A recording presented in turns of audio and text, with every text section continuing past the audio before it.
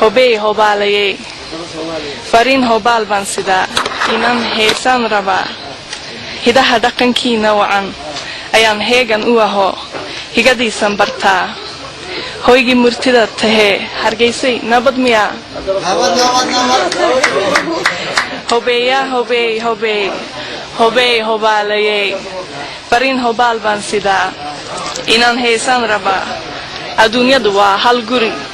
aadmigu waa hayb wadaag himiladan midab lahayn hankaaga sidaa ku beer hargeysay nabad miyaa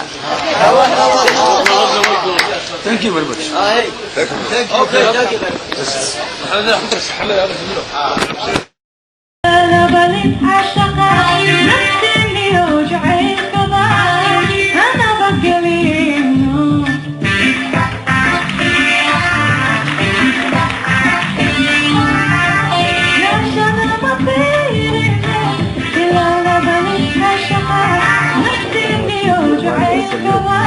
daawadayaal waxaan ku sugannahay magaalada Oslo ee wadanka Norway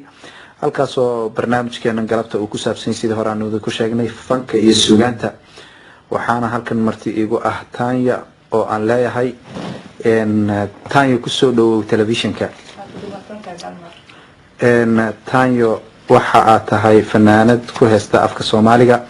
bal waxaad nooga warantaa inteen leeg baad wadankeeda degan tahay aniga waxaan deganahay magaalada Oslo oo dalka Norway ku taal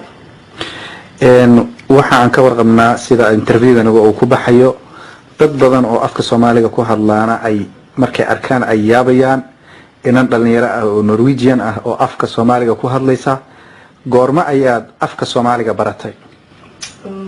sanadkii markuu ahaa 2000 ayaan bilaabay inaan afka barto waa si waday muddo 3 sano ah waad sii waday sidii aynu barnaamijka hordhiciisa aynu ku sheegnay waad heestaa oo afka Soomaaliga ayaad ku heestaa goorma ayaad bilowday inaad af Soomaali ku heesto 2 sano ka hor marka Tanya waxa weeyaan 2 sano baad ka hor aad bilowday inaad afka Soomaaliga ku heesto marka ma waxa kaliya baa heesa mise koox fanaaniin Soomaali ah baad la heestaa fanaaniin badan oo reer Oslo ayaan la heestaa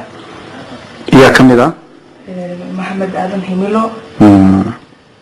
waxa nagu maqaala ah in aad fanka imika waqti meel fiican aad ka marayso wax xaflad ah ma ka heestay ma ka heestay xaflado badan baad ka heestay qaar baad ka heestay waxaad nooga warantaa waxa tahay gabadh dhalinyaro ah kullayba Soomaalidu dhalinyaradu iska xan badan tahay wali af Soomaali qof ku xantay ma ku qabatay بقول جير iga sheekee دور ويك كهر لابد من أيام دعتي مركز كسومري مد أيام يلي وار قبل ويسلا قص لسا تكو قصة مركها إني بقص لك واحد فهمت واحد ليهين وانا كجوابي وريا ما قص لنده وانا شيء والله وكان حد marka aad aragto laba qof oo Soomaali oo wada socdo oo aad dhaafto markasta ma ku qoslaysaa marka hadii aad ku qabatay ku xamanaayo marka ay ku agmareen waxaad leedahay anigu af Soomaaliga hore qaadana iska ka ilaaliya Tanya bal waxaad nooga warantaa runtii heesaha Soomaaligu af Soomaali ku baxaan miyaanay adkayn in lagu heeso إنه فهموا لا دقيقة إنه فهموا دقيقة لكن وندرالة ودرالسة إن أفكار Soomaali ميو أدقي هاي أدياد لكن أدقي وكوها وليري مركا أدمج عاد كوها ليسو تطبضني ويابيان أو قبل دنيرة أو بلندينا أو إن نرويجيان أو أفكار Soomaali سيدا وكوها ليسا ويابيان محا أدقي كوها وليري أف Soomaali maxaa ku hawliyay yani afkii Soomaaliga waad ku hadlaysaa si fiican baad u baratay ma iskuul baad u gashay ma asxaabtaad ka baratay asxaabo badan oo Soomaali ayaa leeyahay laakiin inta badan ayaa isbaray iyo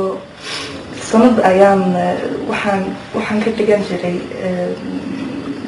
أفكهويو أما مشمول مشمول بريان شرته هسها أد هذا قاعدة إن منوجي شيء كرتا قار ما كويلا كمدا أفكر لك مش شيء كتور هذا داهير أبي وجه عيل عرق ما حكى لك كمدا محل لها إيرسي إيادنا وكميت سينب إيجا يوم حيد markay arkaan hadaba in heesaha markay aad xaflada ka qaadaysay in Soomaalidu markay arkaan adigoo heesaya maxay yiraahdaan ya qaba adigu la yaa qaba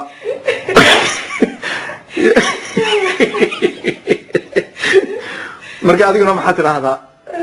wanska heesa ma jawaabo wanska heesa wanska jawaabta ugu dambeyntii maxaad waraysiga kusoo gabagabeynaysaa maxaad leedahay kusoo dhamaynaysaa waraysigan Soomaalida is jeclaada absolutely aad iyo aad baad u mahadsan tahay